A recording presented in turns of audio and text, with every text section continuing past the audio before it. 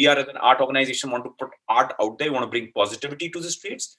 We want to contribute in the public spaces in the new tier 2, tier 3 cities which are coming up. True. I would rather have a thought-provoking artwork which will provoke thought even beyond that controversy. That's the kind of approach that we've always seen ourselves having.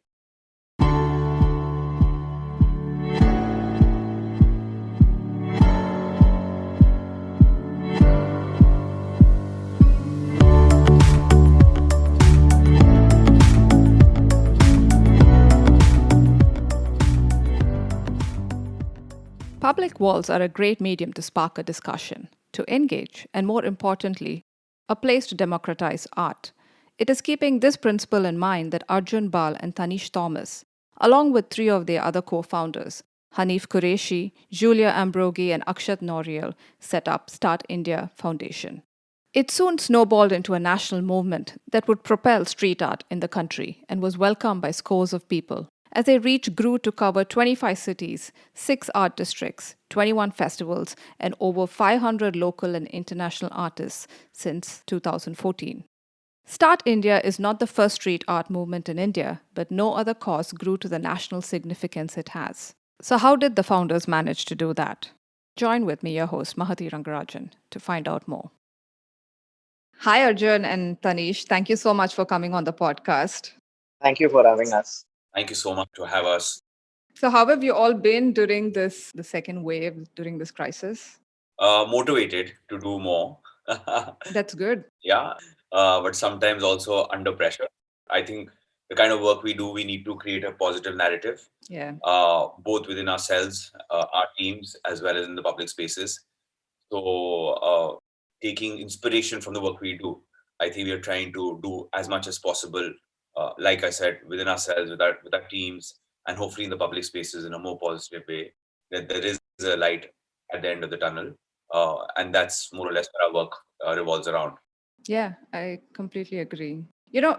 Actually talking about street art, to think about it, it's one of the oldest art forms, right? I mean, cavemen used to draw murals on caves. But yet it is often considered to be on the periphery of the art world. Why do you think that is the case?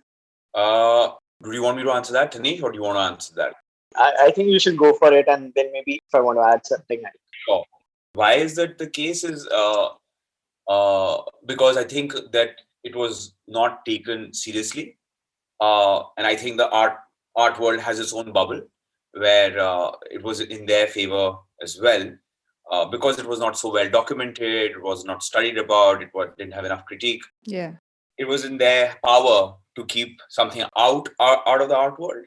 And when that happens, it doesn't get spoken about, or it gets shunned away for some baby stuff, some kiddie stuff, some amateur stuff, some not so serious stuff.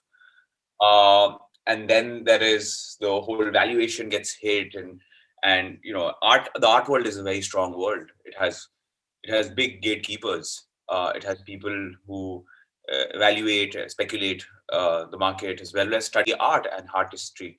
So I think that was one of the reasons why it wasn't taken seriously. However, now if you see, the narrative is completely flipped. It is flipped, and flipped like how? The appreciation of some of the urban art, street art works is far faster and greater than some of the contemporary artworks, or even some of the new things which are happening with technology, be it the NFTs, etc. It's all part of the more urban contemporary or contemporary digital work, which was never part of the contemporary artwork per se, I would say. Okay. So it's something which you can't ignore now because of the internet generation. It's something which picks up. It's something which is, people like it for what it is. And there's a larger message many a times, which is quite strong and hard-hitting. I'd like to add that it's a movement by the people, and it's the people that has driven and it's reached that large scale level that a select individual will not be able to control it. I think that's where this whole art movement has taken a center stage today, in today's day and age, and this is something that cannot be contained at this point in time. And this is why the art world also is wanting to open its arm and bring in street artists and trying to embrace them as well. Right. I so agree with that when you say it's a movement by the people. But yet, strangely, in India, though it has a rich culture of kind of the street art, it's more indigenous, it's localized to a certain community or a culture. Yet it hasn't really taken off in India. It's still in its infancy. Of course, we also have like a really good history of political graffiti, though at times it has caused nuisance, like in Bengal. But why do you think it took so long as it did for India to get started on street art?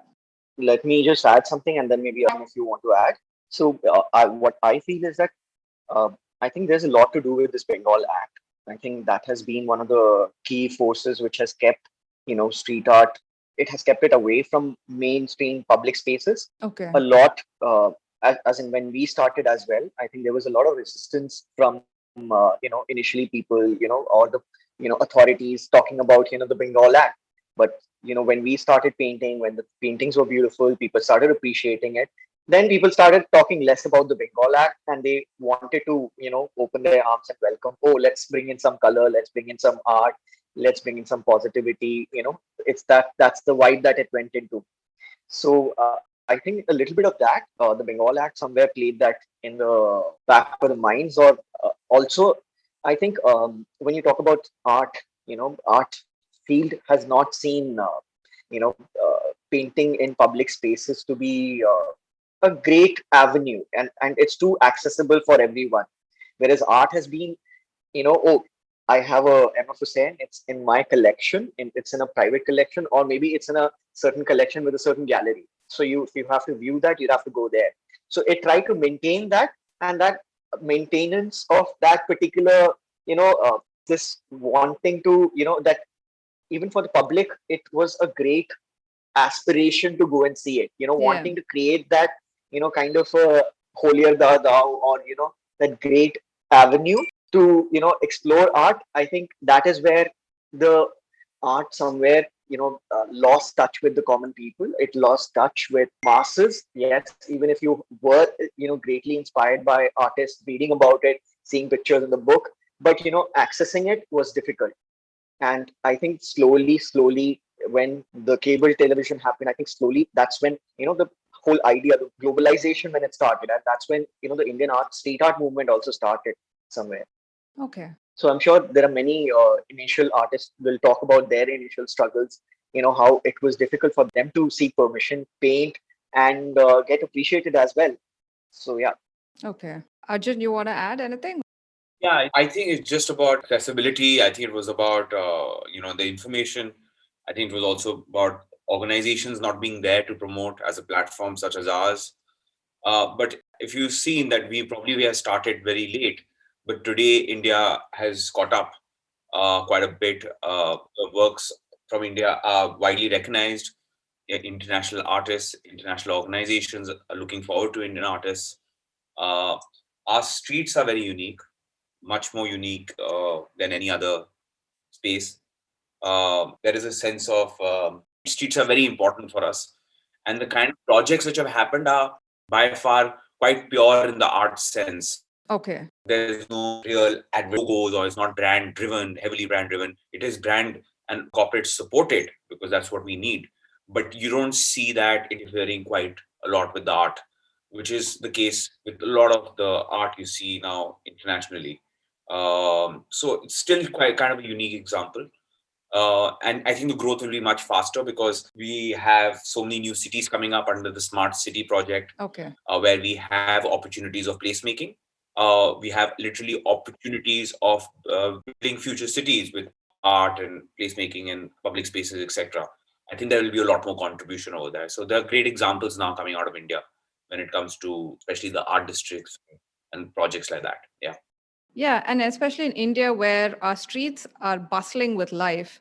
So it doesn't make sense to not have art part of it, right? absolutely. But what was the meeting or the idea, when five of you came together that sparked the idea for Start India Foundation?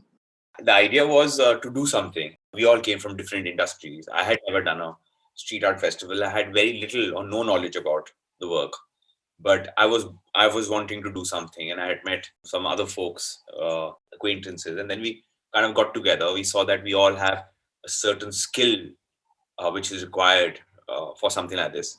So very ignorant before we got into it, and why learned really by with the job. Didn't know we were going to make organization. Had no intention to do that.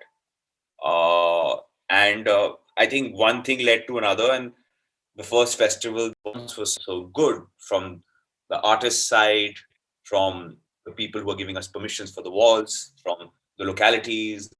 Ended up working with Delhi police for our first festival. Ended up working with them.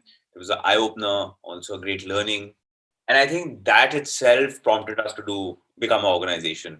Otherwise, before there was no intention. Okay. And over the years, we also learning, right? We never started this to earn money or as a serious career move or anything like that. This came into our lives at a stage where we were old already. I was at least 30 plus at that time, or almost 30. And, this is something great which has happened. And slowly we had to start making time for this in our schedule. And you can do it for 1 year, right? But year on year, when you have to figure out a time and that time is becoming incredibly more, and now it probably takes 70% of your time, it's a big shift personally as well. Because we love it. I mean, we love it. I at least love it. I get satisfied by the work which happens. I get satisfied by the reactions. I see there's an impact which we have left, a small but a significant impact which we have left for years to come. Totally agree to what Arjun has said. And it's the sentiment and the emotion that I think all five of us had regarding this, movement that we started, with a project or a plan of wanting to do one episode or one particular project that we wanted to do in Delhi, and then how it snowballed. Yeah.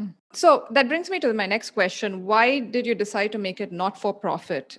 If it was for profit, maybe, it would have sustained by itself. I think somewhere or the other, for profit would have killed what we do. We consciously created a trust. We've consciously work with brands which are, or work with organizations, corporates which are aligned to our thought and thinking, who are doing this A for the streets, for the arts, and B, obviously they want something for it.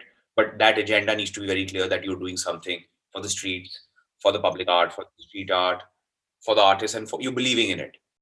Honestly, we get hundreds of requests in a year to do art, and people want to throw a lot of money. Okay. And we say no, right? And it's very difficult to say no when you are anyway trying to figure it out. You're at a very very minimal remuneration yourself, and you put a lot of time into it. You have to run things humbly and in a very realistic manner. You don't have the opportunity of large budgets to what a normal for-profit or a normal festival would have or projects would have. Yeah. It's very hard. But I think the idea is that it can't become a branded thing. Otherwise, it's another advertising message, right? It's a subliminal advertising, and Yeah. it needs to have a voice of its own. It still does. It's driven by its own ideas. The artists are driven by its own ideas. There's not much influence by any brand or any corporate or anything like that. We hardly only work with a few very very respected people like Asian Paints. We almost drink paint, and we work with the color teams and the CSR teams over there. And people like that understand the vision. People like that, like Asian Paints or a GSW Foundation or Google Arts and Culture or the various other foundations we work with or institutes of cultures we work with, they understand the culture and they're respectful for it. It's a very conscious decision that we become very dangerous when brands come into it. And all they want is a quick ROI, which we don't want. I mean, it's great for the art scene, but then what happens is that creates a very toxic culture, because then it's finally about advertising and about brand messaging and using my brand colors and putting my logo here and talking about how good this is. Yeah. I mean, we had very odd requests over the years. We've had deodorant companies wanting to do deodorants as a partnership, and they wanted to do Sell deos. like literally like demo deodorants under the artwork. We've had really, really odd requests. I mean, come on. Yeah, that is a weird request. Doing demos of how the deodorant works under the artwork. So it's been odd, right? But it's also been a learning for us, right? We've never run a non-profit. Now we do run a lot. Now we understand the nitty-gritties. We understand how it can be beneficial, right? We really want to make this into an institute going forward, right? We really want to make this into an academy or place where we can also literally have a training program and really have a space, create studios for artists, create the next amazing works for our country in the public spaces. Yeah, that'll be wonderful. Yeah, it allows you all of that. Also allows you great alignments with other like-minded organizations, both globally and in India. Also, the centerpiece for our thought is also that we need to have that creative freedom. And when you work with a lot of brands, so many other partnerships that we've had, where people would want to dictate or would want to create some kind of an advantage for them. But here we've tried to educate our partners, we've tried to work with them to have that creative freedom somewhere. And I think that is where a small achievement from our end and I think kind of partnership that people can also learn from what we've done. I think that is something very centerpiece. The freedom for creatives, I think it's very important. And that is why I think we've been also able to achieve some of these projects that we've done. And otherwise, I don't think so we would never be able to do something like this, what we've done. Okay. Your first project was, of course, in Shahpur Jat, and you actually went to people's houses and asked them if you could paint on their wall. And eventually you have scaled it up to what it is now. Was there ever a time when it felt this would be futile in India, going about asking permissions and, just the bureaucracy and, how sluggish the whole process can be here? Did it ever feel like, it would be pointless? I don't know if it felt it would be pointless. It did feel that it would be very difficult. And I think a lot of our friends and colleagues say, hey, how do you do this? We've not been able to get permission.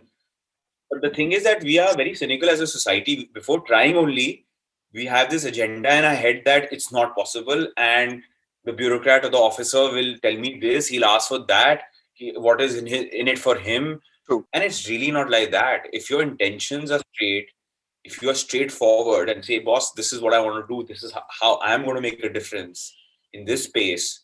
And this difference is not for me or for him, it's for all of us because we live in this space. I think it's a given. And that's how also the non-profit helps because we are not putting advertisements over there. Okay. Right. And we're not putting branded stuff over there. We're really putting art out there. And that's a very conscious move. I think it's been a great journey working with the government. What people keep on asking us that, how do you do it? Don't you get tired? I mean, Thanish is the one who mostly speaks with them from our organization. Okay.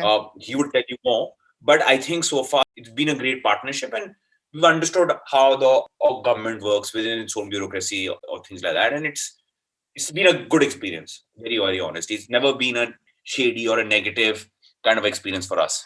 But does it come with its fair share of censorship once you involve the government? Yes, of course, it comes with fair share of censorship.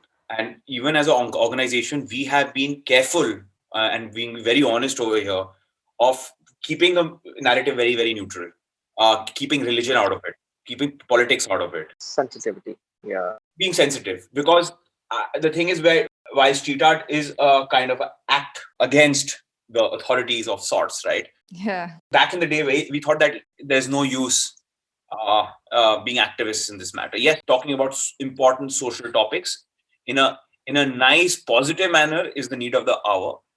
If we want to grow as an organization, if we want to have work out there in the public spaces, being sensitive of that, you can talk about this, but the way you talk about it, for us, it's not going and standing in and agitating on something or things like that. For us, it's more taking that positiveness out of it and really keeping politics, religion out of these conversations because it's something way bigger than what we understand. And it's something it's not for us. Okay. We are as an art organization want to put art out there. We want to bring positivity to the streets. We want to contribute in the public spaces in the new tier 2, tier 3 cities which are coming up. And I think there's a lot to be done. The other approach could have been, let's just become hardcore activists and let's just protest on everything which is happening or everything which we believe in. But where will that take you at this point? I mean, ours is a soft approach, it's a different approach. Okay. At least we're taking you to certain positivities and making sure everyone is together and bringing some of the lights and conversations in a different way, in a positive way. So that's what we try to do with our projects. I don't see anyone in our bureaucracy being so mature, giving you permission for a topic which that present state government doesn't believe in. It's we're not that mature as a society as well. So Yeah. and it was never that for us. I don't know, Thanish, if you have anything to add. No, I think what you've summed up and you've mentioned the key points. I think the most important has been to engage. I think that engagement or wanting to have that apprehension, I think it's very easy. And here we've been trying to engage, irrespective of whichever government it is that we are working with. And I think people have been also been very receptive, and we've also pushed our boundaries, and we've also pushed them to take our creative inputs in as much as possible, and be away from trying to stir controversies or try to get attention. Our idea has always been that wanting to, yes, push the boundaries of creativity, but avoiding that unwanted attention, in terms of wanting to create something which will create that attention for a momentary thing. I would rather have a thought-provoking artwork which will provoke thought even beyond that controversy. You know, that's the kind of approach that we've always seen ourselves having. Yeah, that's an important point because, like Arjun was saying, the whole idea of street art is considered, rebellious. It's anti-establishment. And it kind of also thrives on that attention that people like it, overnight some art pops up somewhere. True. The artist, there's a secrecy around the artist. Like, who's Banksy? We want to know who he is, right? In the long run, are you wary that, if that attention it'll become subdued, or do you think people will still like to give it the attention that a street art could demand? Arjun? Yeah, I think there will be artists which are thought provoking. We work with artists which are thought provoking and anti-establishment.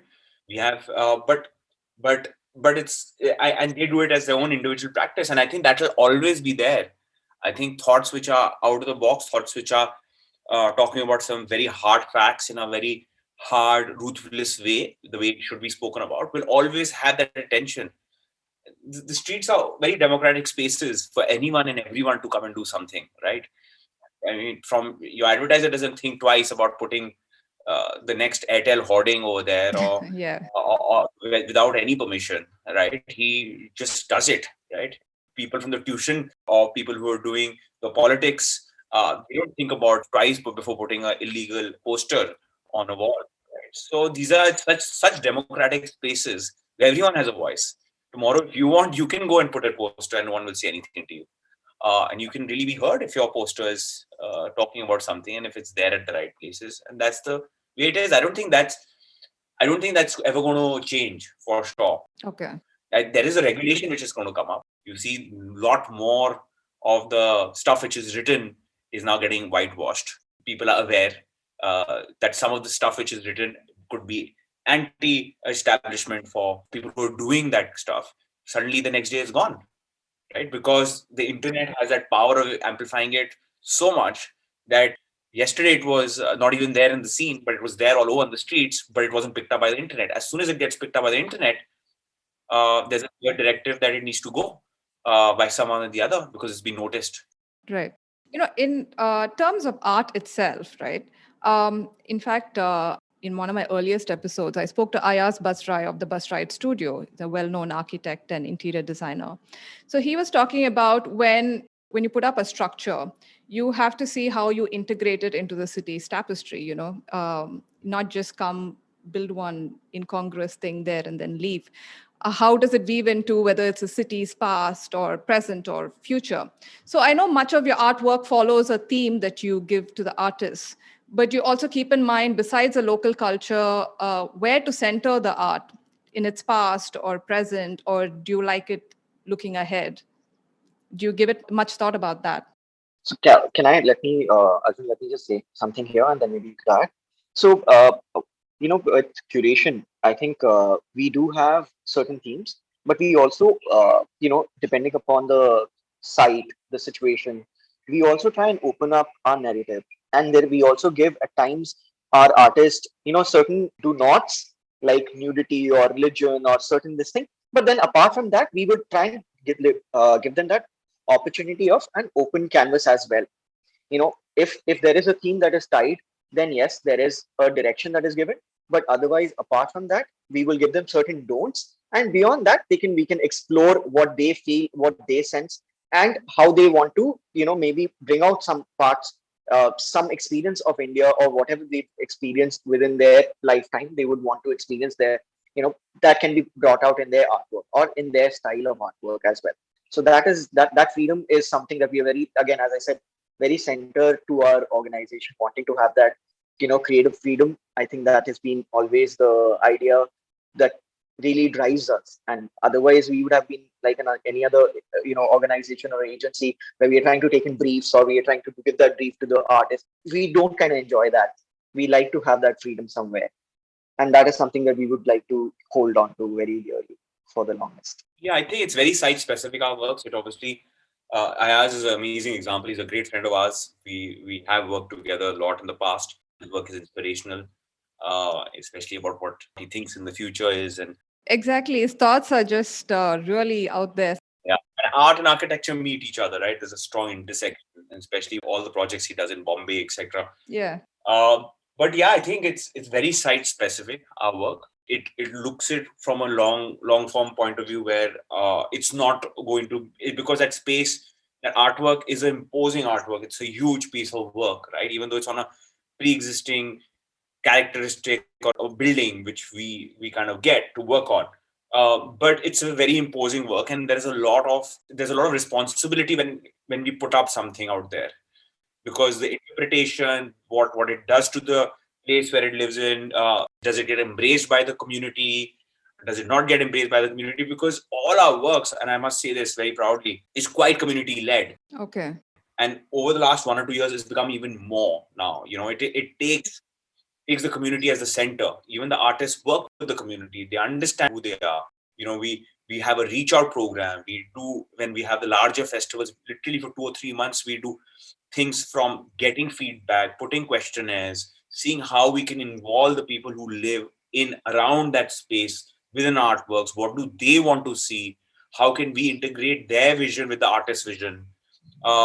What are the programs we can run? We work with various NGOs, be it upcycling program for the ladies, because Lodi Colony has a lot of tailors, right? So a lot of waste material or waste cloth. So how can we engage with that? We have music, we have workshops, which then culminate into showcases, be it a dance or a showcase of art and paintings on the streets, of someone coming in singing. So there's that interaction of the community. So it's very important. What we leave behind is not only left behind for now, but seeing the longevity. Our mural tentatively lasts about 5 to 7 years, unless we end up also refurbishing it or renovating it or fixing it up. Okay. Yeah, so it's a long period it lasts, right? The placemaking has to be really well thought of, otherwise. Yes. You wanted to add something, Thanish? No, I think we've summed it up. Okay. And in terms of your districts, you had this art districts where you've done up the whole place. What was the immediate impact or the, long-standing impact that you've seen over the years in such an art district? How has it changed involving art in this community? Thanish? As an example from, what we've seen in Lodi, from initial apprehension of what is being done, also, I would say even Shahpur Jat to a certain extent. What is it that we are trying to achieve? Initially that was the question, and then once the artworks come in, they wanting to understand that there is no branding happening. There is no Coca-Cola, or there's no Asian Paints, or there is no St+art India Foundation being written next to the artwork except for the artist's name, which they then suddenly relate to their artworks or paintings that they have in their house, or people will appreciate that they've seen some gallery artwork in maybe NGMA or some other galleries that they've seen, to their kids doing some painting work and doing that, so that relation comes in. And once that relation comes in, they've also started becoming protective about their artwork as well, and they feeling that oh my god, my place is really popular now. There are a lot of people coming in, clicking pictures. People have started making music videos in front of our wall. To okay, somebody tried to destroy it, we tried to fix that particular thing, but I think we've not done a good job. Why don't you try and fix it? It'll be a nice thing to do. So that interaction, that feeling of sense of ownership, a proud feeling that they are staying in a place which has beautiful artworks. When is that other building going to be painted? So these are the kind of certain reactions that have come in, and Okay. some of them are, I would say, positively very aggressively wanting to pull us and take us to their wall, and they would want us to make something as soon as possible, and they would follow up with us, which is, at times you feel that we have a certain budget allocated to it, and we have maybe a certain number of walls that we can do, but maybe we cannot do their wall. So we feel a little bit bad that we can't do that this time, but then we stay in touch, and next time when we go there, we try and see if we can do something at their wall. So those are certain things that we've seen and experienced over time. So vandalism hasn't been a big problem as such. There have been some instances in like Lodi Colony. It was very poster heavy place, a lot of political posters that used to be placed across. Some of our paintings as well have been victims to it, but Okay. amazingly, it has also vanished. In 2-3 days time, it would also vanish. Those posters, and that has been amazing. But yes, I would. We've not been spared by it. We've also been a victim of it at some point. And some of the beautiful artworks, where posters were put, and in a couple of days it will vanish. And some people have taken care while removing it, or some people have not taken care while removing it. So that's been there. So do the people immediately come and inform you all saying someone's come and put up this? And Initially, it used to happen a lot. Now there have been many instances where people have done it on their own. They've tried to fix it on their own. okay, that's interesting. You've been vandalized by the representatives or the people who are your future governments. Well, You see it in that way. Yeah. When you started Start India, how enthusiastic were the artists, especially international artists? Were they enthusiastic about street art in India taking off? Did they want to be a part of it, or were they reluctant? Yeah, I think they were very enthusiastic to a sense where in the first festival we didn't even have money to bring them in. They came on their own. We could only hardly give anything to the artists at that time. We can probably give a hostel room with some food and some beers at the end of the day. That's the thing, right? It started with very humble beginnings, and the artists are the ones who have really contributed to the growth of this, because without the artists, there's no festival. Yeah. So they were very excited because they also wanted to put their work out there in the public space. They wanted to have a legit platform such as ours, which had permissions, which had some basic infrastructure, which had paint, which had a production team. Otherwise, it's a very solo game for a lot of these artists, at least in the past has been, right? They have to do all of that together on their own in wherever they come from, even in India. But over here, there's an organization, a group of 4, 5, 6, 7, 8 people trying to figure it out for them. So, and that itself was probably a luxury at that time. Now it's a norm that will be an organization, there will be an artist, there will be infrastructure, there will be insurance, there will be artist assistants, there will be someone in the storeroom giving you paints and giving you requisite. Okay. But before it was a luxury. And I think that also, plus, India's, like I said, right? India, everyone wants to come and work in India and have that amazing picture for their own body of works. And say, I've done this. I've worked in India. True. It was crazy. Or some of the Indian artists going to other cities to say, hey, I'm really traveling to do these artworks across India. And it's great that this is happening and my field is being explored, right? Like there's a little bit of a movement happening in my field, and there are other artists who I know who work in the similar genre of what I do, and there are collaborations, there are new galleries opening up for me. There's a new energy for me for the kind of work I do, which was probably not fitting in the more gallery works or in the contemporary work. So it's like becoming a community, and I think it's their contribution is really, really the amount of value they brought in to our festivals. We are grateful for the work and for what they've done. Like I said, many artists have traveled to India on their own, Yeah. their own funds to support us and to do their own do the work also, right? to support us. Yeah. Yeah. From your experience of interacting with them, how different is India's street art style from, say, the European or the American movement? I think the style is while the genres could be the same, but the style is quite different, right? Because especially when it comes to the Indian artists, uh, what they bring in is a sense of their experience, which is probably their colors, their palettes, the upbringing, and what they believe in is totally different to what you would see from a European artist, essentially. So there is a very different kind of thought. But then there are also some of the practices which are happening in Europe, be it the stencils or how they work towards the art. That's also been imbibed quite a bit by the Indian artists as well, right? You can see many artists inspired by Banksy in India now, right? Yeah. And what he talks about, how he talks, the simplicity of his work is can be seen in various practices in India, which is great because I think finally it's about learning from each other, and then also taking care of your own where you come from, right? So I think it's an amalgamation of what's happening out there and what's working out there, the techniques which are happening, the new ways and styles of painting, and some of the Indian artists getting inspired by that and trying to also do more on that. And I could say similarly from the Indian point of view as well, the way we use colors, are type text kind of forms which are now being used and are very popular outside of India, especially the typographic works are very popular outside India. It's very well appreciated outside India, probably not as much appreciated within India than it is. So what happens is that every time you want to appreciate yourself, someone from outside somewhere or the other tells you how cool it is, and then you realize, oh yeah, it is actually really cool. It's not about anything else. You've probably seen it all your life and you've never seen the form the way it is. Yeah. Because you're so used to it. Your brain doesn't even register it anymore because you've seen it your life. But when you see it out of context in another place, and you're like, oh yeah, it's and that's what's happening quite a bit now. And that's what our agenda is, to make sure. And we've got a project called Craft to Contemporary.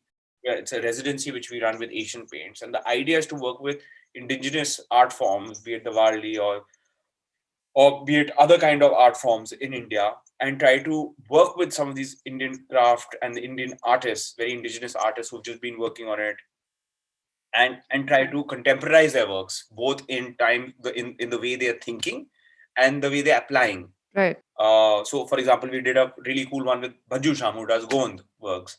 So the idea was to work with him and to work with him with various masters in their own field, who are not very connected to what he does, understand his technique, show him how we are working it on the computer, how the layout is being made on computer, how from the computer we are making the sketches, from the sketches how we are creating prints, from prints how we are creating into a stencil, and how that stencil can help him in his practice of some repeated forms, Okay. and how that can help him as a new technique, working with a spray can, firstly, and how that can also help him make his work a little bit more efficient, but also having a different flavor to his work. So, and then again, making it a little contemporary for us young Indians also to see it in a different way, So it's the same artwork, but it's been repackaged in a little bit of a different flavor, and it's the same person doing it. So it might make it a little bit more accessible. It might make it a little bit more likable for at least people who see it every day. It's a little bit of a change. So we're trying to do all these experiments with our residency called Craft to Contemporary. That's interesting. Yeah. In terms of cities, you've done, these works across so many cities. What, in both of your experience, which city has been the most challenging to, set up a street art work? And which city, in terms of urban planning also, which city has been conducive? I think both of us will have different answers, I think. I like to hear both. Yeah. Arjun, do you want to start or should I share my experience? I mean, challenging, I don't know. It's a very difficult one. Challenging, Yes. which has been conducive. Okay, let me say which city I love to work in is Bombay, and Delhi also, because Is it because people are more, forthcoming, or? even that with Chennai is been one of our top cities. Last 2 years, we've worked every year, and we are just addicted to Chennai. Okay. And the people in Chennai and the administration in Chennai, the fastness and the clarity of thought that what the administration wants to do, and simple, straight go aheads, and simple, really putting their might behind what we want to do, right? And that is important also, like a Kannargi Art District, what it's seen over the last 2 editions, it's great, it's lovely, it's amazing. If I share with you the workshops and the community engagements we've done, it's probably the best we've ever done in the recent times. And such an engaged community, such welcoming people, and they want to see something over there, because that place was always talked negatively. There was only negative things coming out, but finally there's something positive coming out. Right. And the people we work over there, a lot of them are locals, are becoming a part of our team on a daily basis. And I think for us, I think Chennai is the new amazing city for us, and I think we will want to contribute more and more works, and that's only a beginning in Chennai. That's the 6th art district we have, and then obviously Delhi and Bombay, because it's also, you have a network which is there, you have friends which are there, people are asking for it. We've done some amazing shows, experiential shows in both these spaces. We've got some good art districts going on. It's a given, right? Yeah. These will be the top cities for us to work. Yeah. The city where we've not been able to do too much, where we thought we'll do too much, was Bangalore. Oh, is it? Right? Even though it has a great art scene and things like that, but it just, when we were doing that festival in 2016, it was very slow for us. There was no energy for us personally, and we never went back. So we will want to go back. We've got good friends there, amazing projects. We love it. But that's something which has been very odd for us. Bangalore is always... Yeah. It's been open as a city for, it's quite receptive, but it's been very slow for the kind of, the kind maybe we are too used to working in Delhi and Bombay, the kind of pace that we have there, to the pace that we have in, Bangalore and maybe a little bit of Calcutta as well. The space is a bit slow. I think that's the, I think negative part, if I would see it, or somewhere maybe something that we need to also, maybe we also need to maybe be slow, I think. I don't know. So, yeah. But that's surprising to hear, because in the south, you would think cities like Bangalore and Hyderabad would be, more, like you said, more receptive. So, and Chennai is usually the last stop for most people. But Chennai has been great. Hyderabad has been great. I would say even Bangalore was great. When we did the project there, it was great interacting with the artists, the communities there, art communities, and even with the government officials as well. But somehow there was a sense of the project's moving slow. That's where we felt somewhere, okay, that connect with us, 5 of us, and maybe the city we didn't have. But otherwise, I think it was great. I think we enjoyed our stay in and the project in Bangalore and Calcutta as well. And Calcutta projects that we've done is beautiful project that we've done in Sonagachi. Okay. And I think, but yes, I think again we need to revisit to both the places with a little bit of a different energy, I think. Yeah, I think the breakfast in Bangalore was the best. Yes, absolutely. Right? Yes. Super excited. That I used to wake up every morning, just eat that breakfast and go back to sleep. I was like, it's a holiday. This festival looks like a holiday. What a breakfast, Yes. like on the street, and never getting a bad stomach or, anything like that. It was perfect. 20 rupee mess food was amazing. And you don't even get to choose what you do. You just put your plate there and just put something. Wow. And the weather was amazing as well. Yeah. Bangalore weather is good. Yeah. Weather was good. Breakfast was good. Beer was good. It was amazing. Yes. Okay. Then we didn't find our energy there. Okay. I mean, maybe we were too tired as well. Just like, I don't know. Must have been probably like a series of, stops. Yeah. Also, we end up shifting from our houses and our residential places where we live for literally on larger projects. We live in Bombay for example, 3 to 4 months. So you're out of your comfort zone for 3 to 4 months. At a stretch.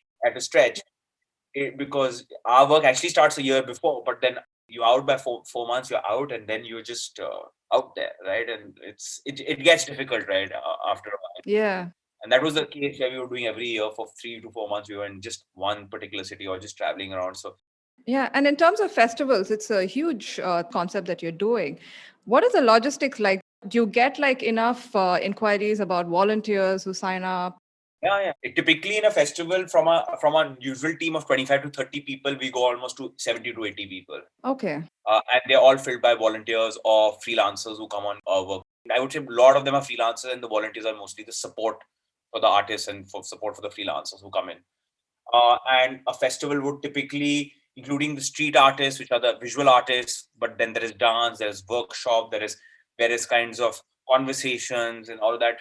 we can go anywhere between 60 to 80 artists minimum, more or less. And the festival then format is we'll have collateral events, various kinds of collateral events over the period of 1.5 months. We'll have experience space like a Sasun Dock or a WIP show where the containers we had worked with, and then we'll have this whole public art part of it.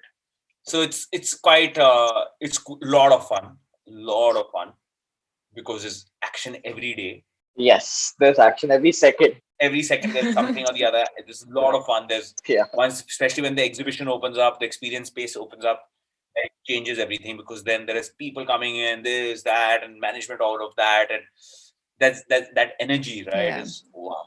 We're doing this for this energy, and it's non-ticketed, right? Nothing is for sale really. The only thing you can probably buy is chai and a little bit of a pencil and a t-shirt. That's it. No artwork sold.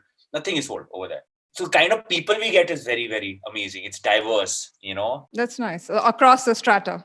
Yes. Absolutely. The most unexpected people who are coming for our festivals and our experiences. And that's beautiful. And they're hanging out with and interacting with a lot of people who they would have never had hanged out with, and vice versa, right? So you'll have the biggest of the biggest industrialist there, but there'll be a rickshaw pula guy, and they both are seeing same art, and that's the idea, right? Be that it doesn't matter who you are, where you come from, what your socio-economic situation is, we're all the same, and we can all see art, and we can all have different views, and it's fine to have different views, and that's it. We're trying to create that one platform where everyone is there together.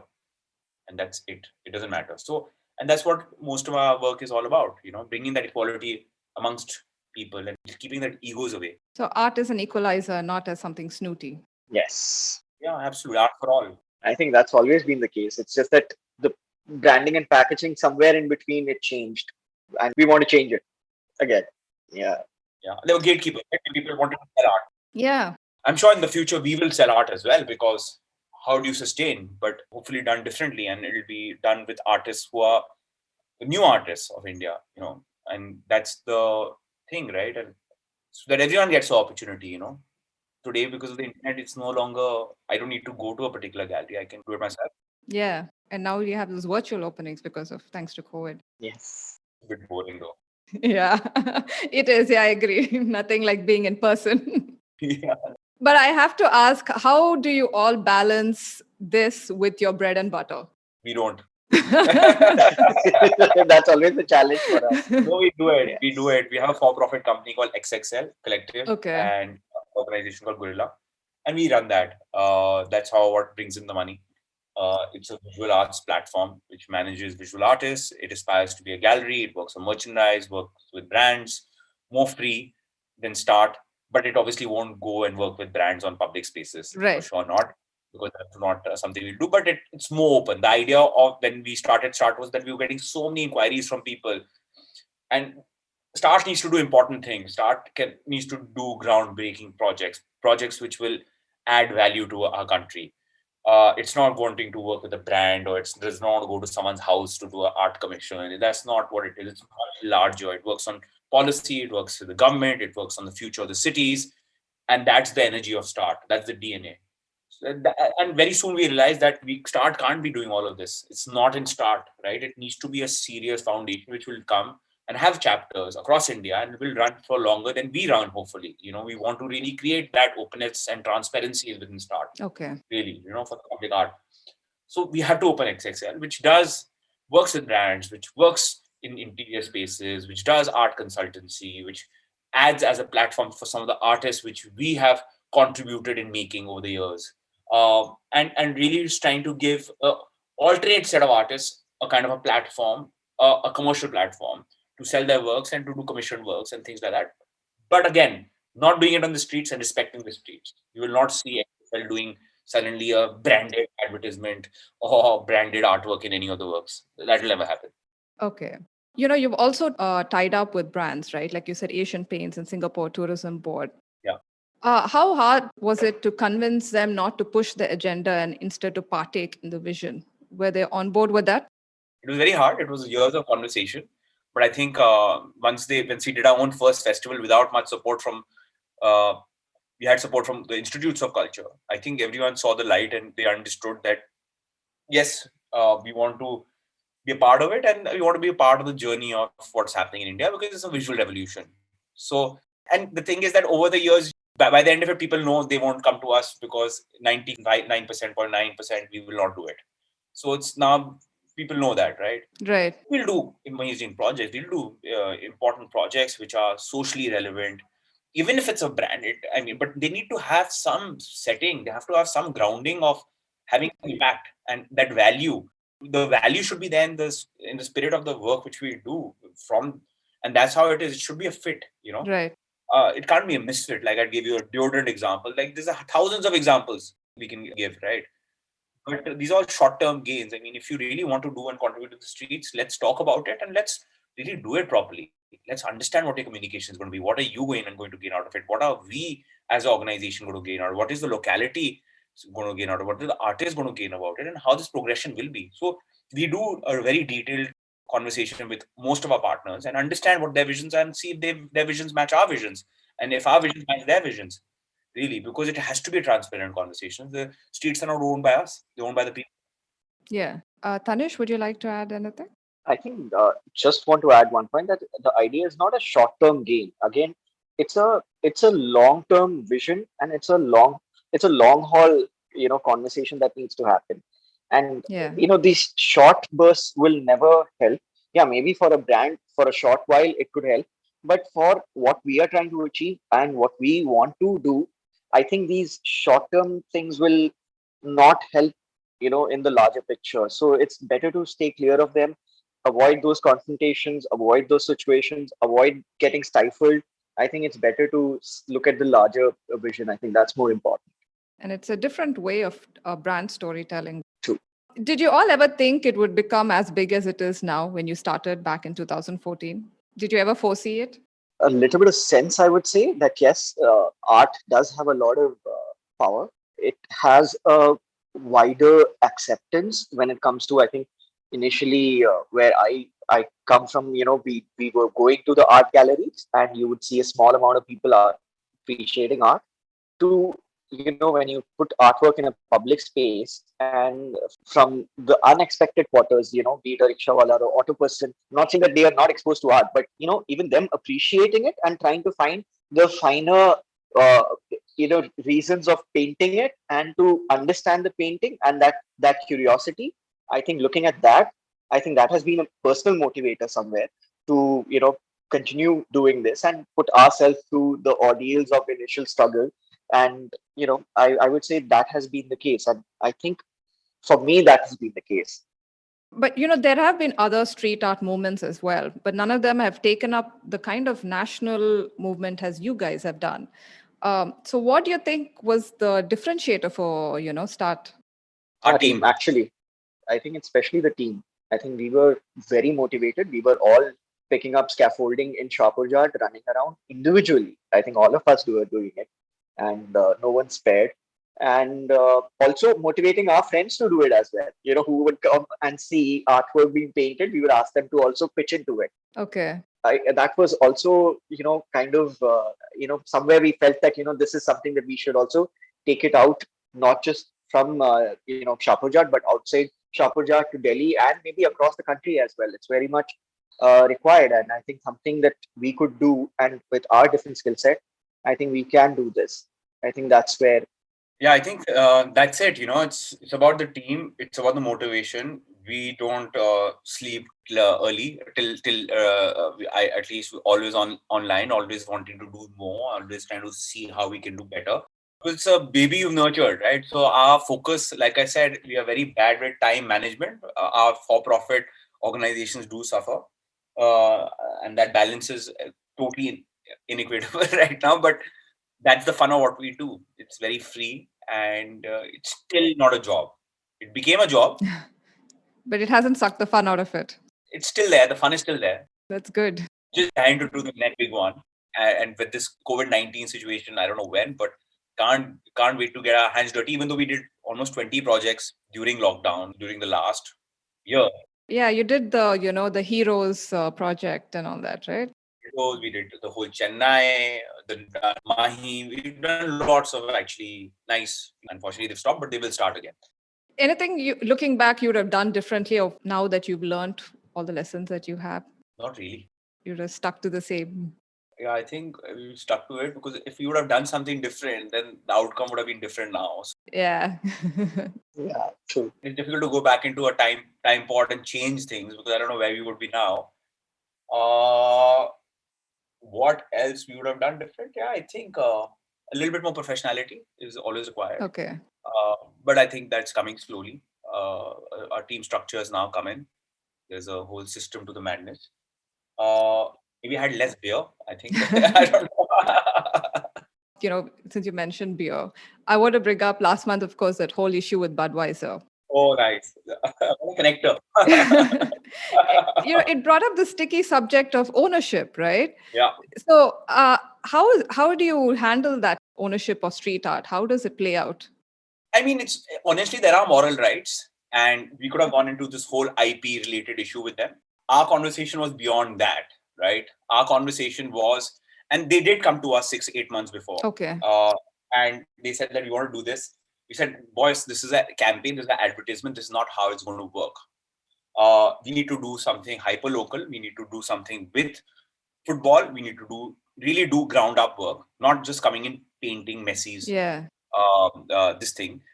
And we thought that conversation would go right and they would understand it. However, understanding the agenda at that time, they were not understanding. And we reached out to the brand directly, saying that, listen, because we know the brand, saying that, listen, this is what's happening. This is not right. These are the concerns.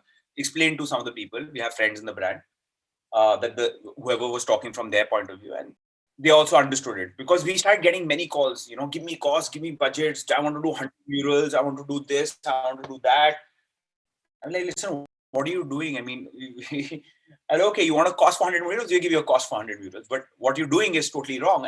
And that was the idea, that why do this as an advertisement? Firstly, you not even painted it. Out of the 5 artworks, 3 were printed. Okay. Or 2 were printed and 2 were painted. Out of the 5 or 6 artworks, there were only 2 or 3 master artworks in 2 different cities. So where's the creativity? Then you do 2 things. Then first thing you do is you take up permission from school and you paint a Budweiser advertisement on it. And you say that I've not written Budweiser. But what is that bow tie? Why aren't you trying to connect it? And you really, how do you get permission of that school where we suffered for weeks and weeks to get that permission? How did you do that? We didn't explore that. But okay, fine, you've done that. The second thing you do is that you are so insensitive that you don't have any other wall space, but you go and work on spaces which are high visibility spaces where artists have come and done artworks over there. They've been there for 7 years. Yeah. Both our work and Bollywood art projects work. They've been there for 7 years. They're part of people's lives. And you go and paint this, and not even paint it, you go and print it over there. You don't even have the courage to paint it. And you really go and print it and you put a kind of a decal sticker on top of it. And this is after you telling me that you are working for the artists and the artist community. Come on. Let's not even go into moral rights, IP rights. There are many conversations we can dig there. And we as an organization, like we are not very, we're very silent. We're not very confrontational. We want to do our work quietly and go away. That's how, because we want to sleep a good sleep, and we have to work also in our for-profit company to really keep this all afloat. Yeah. But this was a time in the year where it was becoming too much. And we wanted to put it out there without hurting anyone. We didn't realize it would hurt the brand so much. And it was not the intention. The idea was to really put it out there that, guys, this is not done. What you've done is, and this is not how it should work. These are brand campaigns, finally, you're doing. Yeah. In the name of art, where there's no connection altogether, right? You do it at a bar, you do it at a football place, you do a workshop around it, you empower kids, you get the artist to work with the kids, you do something, and then you do something nice. It's great, no problem. But don't do it in a school. Don't do it on other people's artworks, True. And that's it, it's as simple as that. But why you did it over there was because it was an advertisement, because they were great spaces, because they were iconic spaces. That's the reason you've done it, because you wanted eyeballs, right? There was nothing else. There was nothing for the arts. So, and I think that was important point, drive a message to the brands as well. That, boss, this is not art. And this is something which, for some of the brands, which write to us also, right? And that this is not acceptable. Sorry. And they've mentioned that they, reach out to you guys and work with you in restoring those walls. Has that work started? Have reached out? Silence. No comment. There is intention. We don't want to be involved in it. We connect them with the artist. We don't want to be financially involved in it. We don't want to be physically involved in it. The artists who want to work are wanting to do this. One of them has now become a superstar. He also came to India with his own money. This is the first festival, Okuda. He came to India with his own money. Okay. He was pissed off, saying that, listen, this was my earlier works when I was a young kid. This was when I was 2014, and today I'm 2021. I'm a superstar. I'm a global star now. This guy called Okuda. Like, I want to come and do this. So we don't want to be involved. They said they wanted to do it. I said, great, you do it. We said, thank you. But has there been any action after that? I have no idea. So let's see if they'll do it or not. I would only believe it once it's done. Yeah. There needs to be an action and a follow-up. The ball is on their court. It's up to them how they want to do it, not do it, whatever. If they don't do it, really won't make a difference to us. We'll continue with our work. We'll bring the artist again through our own support systems, and we'll do something different.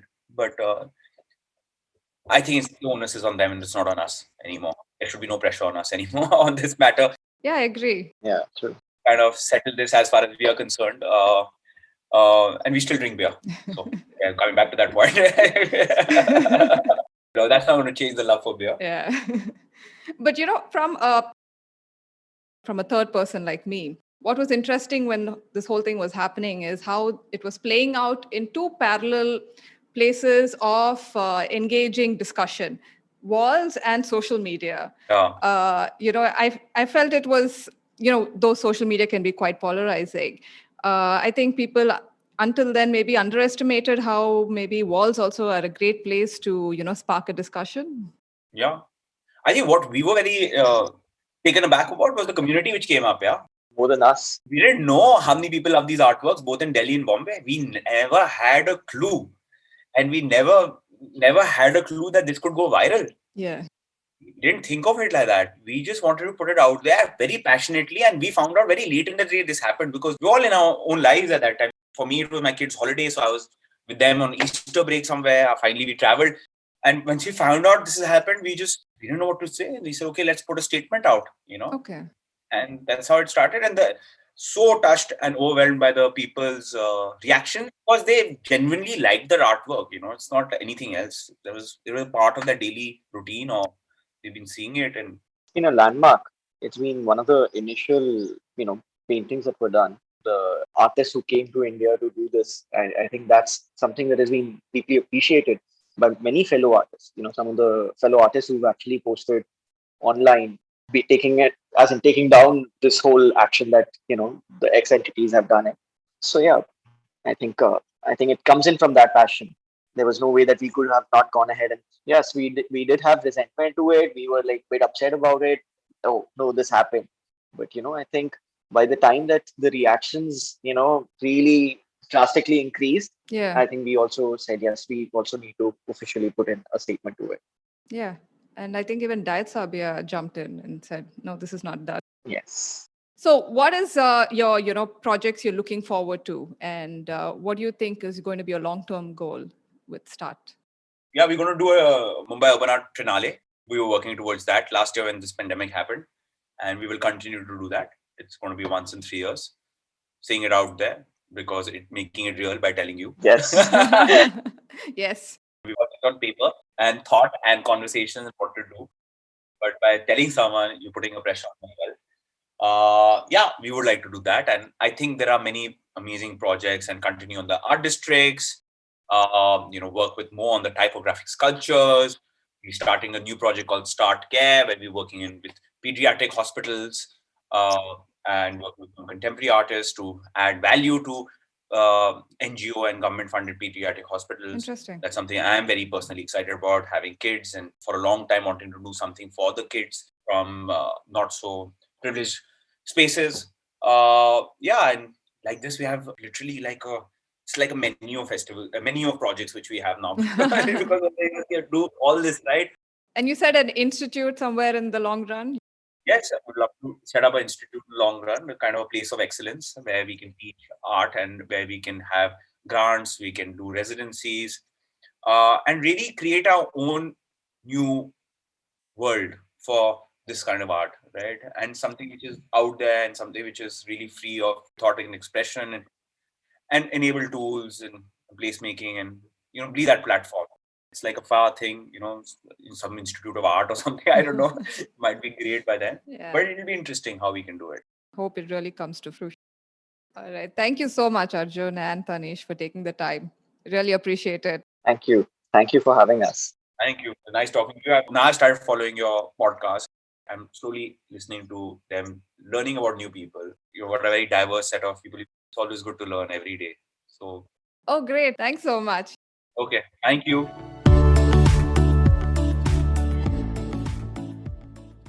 Thank you so much, everyone, for listening. You can check out Start India on Facebook and Instagram and follow Maharani Talks on your favorite podcast platform. You'll be hearing from me soon.